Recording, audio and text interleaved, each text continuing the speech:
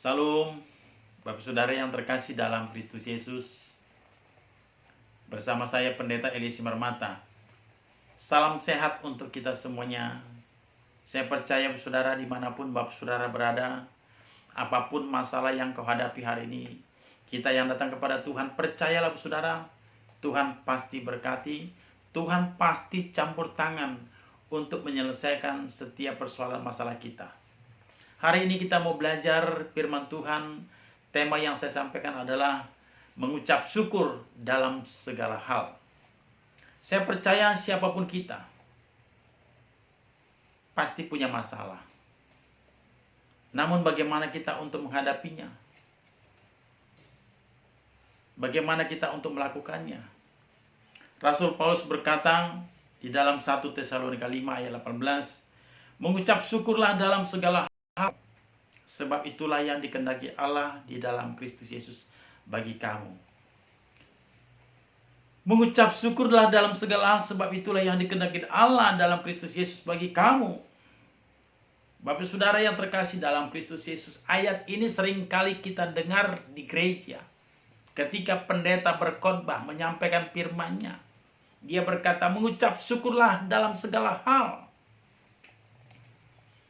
Dan kata ini juga seringkali kita terima dari teman kita, saudara kita, orang terdekat kita. Ketika kita menghadapi masalah, usaha kita yang belum berjalan dengan maksimal, mungkin doa-doa kita belum dijawab Tuhan. Dia berkata apa? Sudah mengucap syukur saja kepada Tuhan. Sabar aja, pasti Tuhan berkati. Pasti Tuhan campur tangan. Bapak Saudara, Rasul Paulus mengatakan mengucap syukur dalam segala hal. Dia katakan kepada jemaat yang ada di Tesalonika. Nah, pada saat itu jemaat Tesalonika sedang berada dalam kedukaan. Mereka sedang berduka di mana orang-orang yang dikasihinya telah meninggalkan mereka. Jadi mereka itu dalam keadaan duka. Tetapi Rasul Paulus mengatakan mengucap syukurlah dalam segala hal. Kalau hal ini kita sampaikan kepada orang yang dalam kedukaan pada saat ini, pasti dia marah. Pasti dia marah. Keluarganya, orang tuanya atau saudaranya yang sedang meninggal, kita mengatakan, Pak, Bu, Saudara, mengucap syukurlah dalam segala hal. Bu, pasti marah, Bu, Saudara. Pasti marah. Ini dia bilang, pendeta kacau ini. Orang dalam keadaan berduka, dia katakan, mengucap syukur. Bagaimana mungkin, Saudara?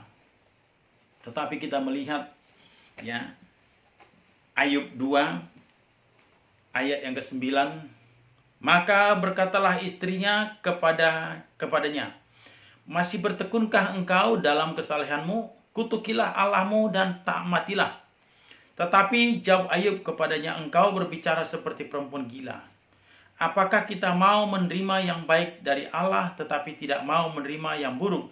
Dalam kesemuanya itu Ayub tidak berbuat dosa dengan bibirnya.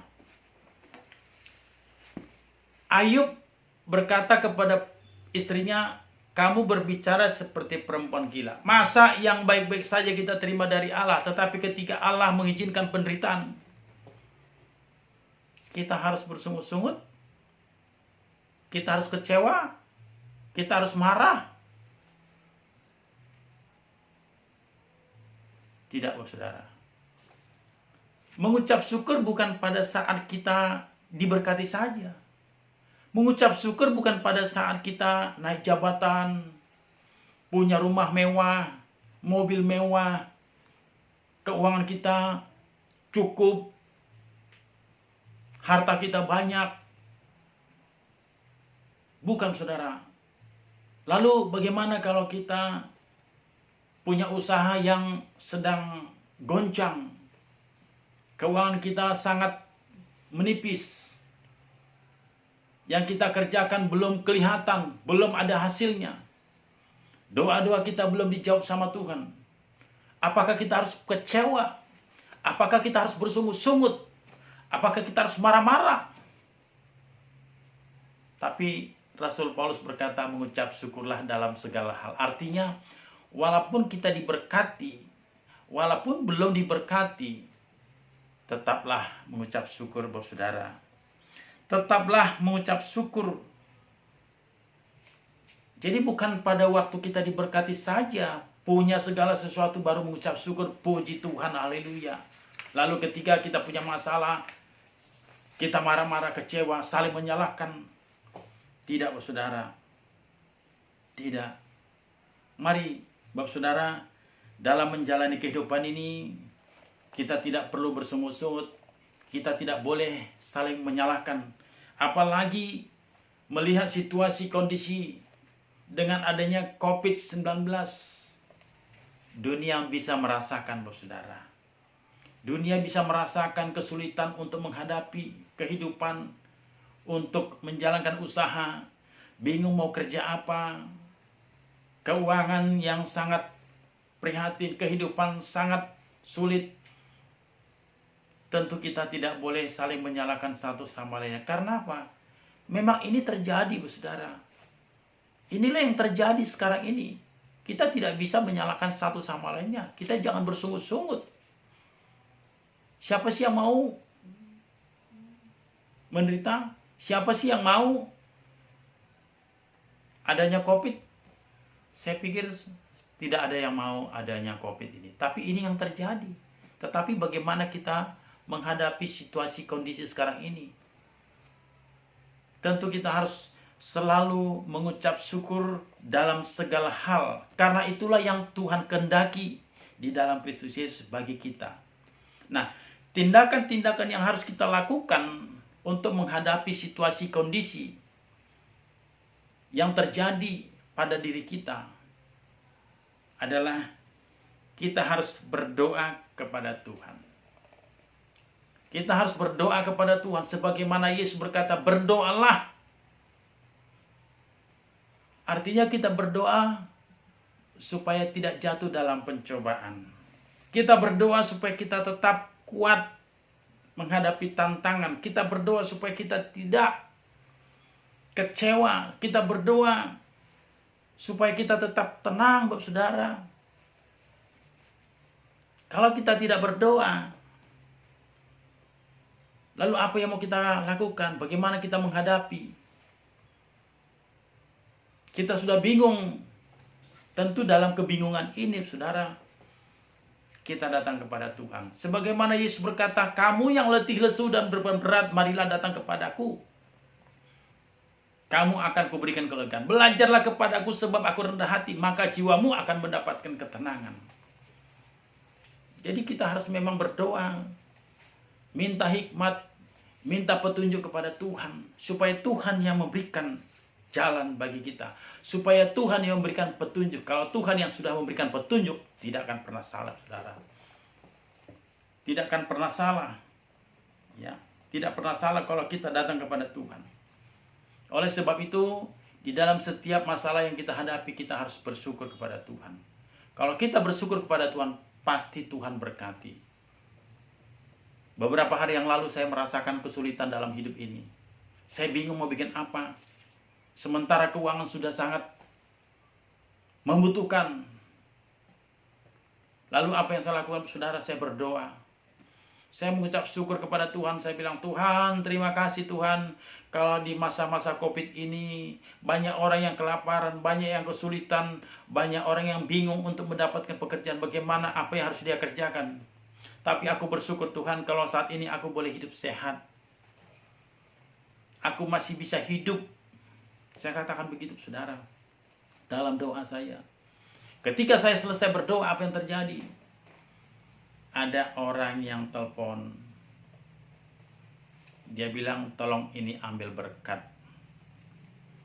Setelah itu datang lagi ada, kirimkan berkat. Kasih lauk ke rumah. Bayangkan, saudara. Habis itu ada lagi pelayan Tuhan. Dia kirim firman Tuhan. Dia bilang apa? Langit tidak selalu biru. Artinya tahu Bapak Saudara, langit tidak selamanya biru, tidak selalu biru. Artinya selama kita hidup pasti ada gelombang. Selama kita hidup pasti ada masalah. Pasti ada masalah. Mungkin hari ini kita bisa tertawa. Mungkin hari besok bisa menangis. Mungkin hari ini kita dalam kesulitan. Mungkin besok bisa kita berkelimpahan. Kita tidak tahu. Tetapi apapun masalah yang kita hadapi hari ini, sekalipun berbagai macam pencobaan, tantangan kehidupan yang kita alami, mari Bapak Saudara kita hadapi bersama Tuhan. Kita selalu mengucap syukur kepada Tuhan, supaya Tuhan berkati. Amin Bapak Saudara. Nah, boleh kita perhatikan di dalam kitab Matius 14. Matius 14 ayat yang 14 sampai ayat 20 saya bacakan. Ketika Yesus mendarat, ia melihat orang banyak yang besar jumlahnya, maka tergeraklah hatinya oleh belas kasihan kepada mereka, dan ia menyembuhkan mereka yang sakit. Menjelang malam, murid-muridnya datang kepadanya dan berkata, tempat ini sunyi dan hari sudah mulai malam. Suruhlah orang banyak itu pergi supaya mereka dapat membeli makanan di desa-desa. Tetapi Yesus berkata kepada mereka, tidak perlu mereka pergi, kamu harus memberi mereka makan. Jawab mereka, yang ada pada kami di sini hanya 5 roti dan 2 ikan. Yesus berkata, bawalah kemari kepadaku. Lalu disuruhnya orang banyak itu duduk di rumput, dan setelah diambilnya 5 roti dan 2 ikan itu, Yesus menengadah ke langit dan mengucap berkat. Lalu memecah-mecahkan roti itu dan memberikannya kepada murid-muridnya. Lalu murid-muridnya membagi-bagikannya kepada orang banyak. Dan mereka semuanya makan sampai kenyang. Kemudian orang mengumpulkan potongan-potongan roti yang sisa 12 bakul penuh. Nah, jadi Yesus memberkati orang banyak, sejumlah 5.000 orang. Lebih, Bapak Saudara, lebih dari 5.000 orang. Secara akal pikiran, secara ilmu pengetahuan, untuk berikan makan 5 orang lebih, tidak mungkin dengan 5 roti 2 ikan. Tidak mungkin Bapak Saudara, tidak mungkin cukup. Apapun caranya, bagaimanapun yang dilakukan, tidak mungkin. Tetapi apa yang Yesus lakukan? Dia angkat itu 5 roti 2 ikan, dan dia mengucap syukur kepada Bapa di surga. Dia berdoa mengucap syukur kepada Bapa di surga, sehingga berkat mujizat terjadi. Bayangkan, bahkan ada yang lebih ya dari makanan tersebut, dari 5 roti 2 ikan, 12 bakul penuh. Bayangkan Saudara. Artinya Bapak Saudara, ketika kita mengucap syukur dalam doa kita, ketika kita mengucap syukur dalam segala hal, disitulah mujizat terjadi. Disitulah Tuhan nyatakan kuasanya. Dia mau supaya kita menghadapi masalah, tantangan ini dengan tenang. Dia mau supaya kita menghadapi setiap masalah, persoalan dengan mengucap syukur kepada Tuhan Yesus Kristus. Amin Bapak Saudara. Halo. Amin Bapak Saudara. Yesus menengadah ke langit, mengucap berkat, mengucap syukur kepada Bapa. Ketika dia mengucap syukur kepada Bapa di surga, mujizat terjadi. Mujizat terjadi yang gak pernah kita pikirkan, yang kita tidak sanggup melakukannya dengan cara akal pikiran. Ilmu pengetahuan manapun tidak akan mungkin sanggup melakukan 5 roti 2 ikan. Sehebat apapun ilmu pengetahuannya, tidak mungkin. Tetapi Yesus hanya berdoa, mengucap syukur kepada Bapa. Ketika dia katakan demikian, mujizat luar biasa. Haleluya, puji Tuhan, haleluya, haleluya. Luar biasa Tuhan kita. Maka mari Bapak Saudara kita mengucap syukur dalam segala hal. Setiap masalah persoalan yang kita hadapi, yang terjadi pada diri kita. Datanglah kepada Tuhan, mengucap syukur dan berdoa kepada Tuhan, maka mujizat pasti terjadi. Nah, yang menjadi pertanyaan adalah, siapakah orang yang mampu mengucap syukur? Siapakah orang yang mampu mengucap syukur, saudara? Tidak semua orang yang mampu mengucap syukur. Tidak semua orang mampu mengucap syukur. Saya bacakan firman Tuhan di dalam Yesaya 38 ayat yang ke-17 sampai ayat yang ke-18. Sesungguhnya penderitaan yang pahit menjadi keselamatan bagiku. Ya, sesungguhnya penderitaan yang pahit menjadi keselamatan bagiku. Engkaulah yang mencegah jiwaku dari lubang kebinasaan, sebab engkau telah melemparkan segala dosaku jauh dari hadapanku. Sebab dunia orang mati tidak dapat mengucap syukur kepadamu, dan maut tidak dapat memuji-muji engkau. Orang-orang yang turun ke liang kubur tidak menanti-nanti akan kesetiaanmu. Jadi orang yang mengucap syukur itu adalah orang yang tahu bahwa Allah sumber berkat. Orang yang mampu mengucap syukur adalah orang yang percaya akan kuasa Tuhan. Orang yang mengucap syukur itu adalah orang yang percaya akan kuasa mujizat Tuhan. Allah pencipta langit dan bumi, Allah yang berkuasa untuk mengatasi seluruh masalah kehidupan. Maka saudara, kita tidak perlu kecewa, tidak perlu cemas, tidak perlu khawatir, tidak perlu bersungut-sungut menghadapi masalah, situasi, kondisi yang ada. Kita tidak perlu menyalahkan satu sama lain, tetapi kita justru mari kita saling bergandengan tangan, kita berdoa, kita sama-sama memuji Tuhan, mengucap syukur kepada Tuhan, kita memuji muliakan Dia, sembah Dia. Ketika itu kita lakukan, mujizat pasti terjadi, saudara. Oleh sebab itu, saudara, kita sebagai pengikut Kristus, marilah kita selalu mengucap syukur.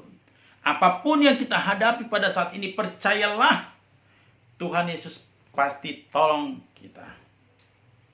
Sebab Dia adalah Allah yang peduli. Dia adalah Yehova Jireh, Allah yang menyediakan segala kebutuhan hidup kita. Mari saudara, melalui renungan firman Tuhan hari ini, kita yang datang kepada Tuhan, kita percaya mujizat pasti terjadi. Di dalam menghadapi situasi kondisi yang terjadi, kita tidak perlu saling menyalahkan satu sama lainnya. Kita tidak perlu kecewa, kita tidak perlu bersungut-sungut, karena orang yang bersungut-sungut itu akan mendapatkan hukuman. Tetapi kita yang percaya akan kuasa Tuhan, bahwa Allah yang kita sembah itu adalah Allah yang hidup, Allah yang berkuasa, Allah yang penuh kasih. Sebagaimana tadinya 5.000 orang, Tuhan Yesus melihat timbullah belas kasihannya karena mereka sudah kelaparan. Dengan 5 roti 2 ikan, Dia mengucap syukur kepada Bapa di surga. Ketika ucapan itu terjadi dari Yesus, maka mujizat terjadi luar biasa. Amin, saudaraku. Percayalah, apapun masalahmu hari ini, serahkan kepada Tuhan, maka Dia akan bertindak.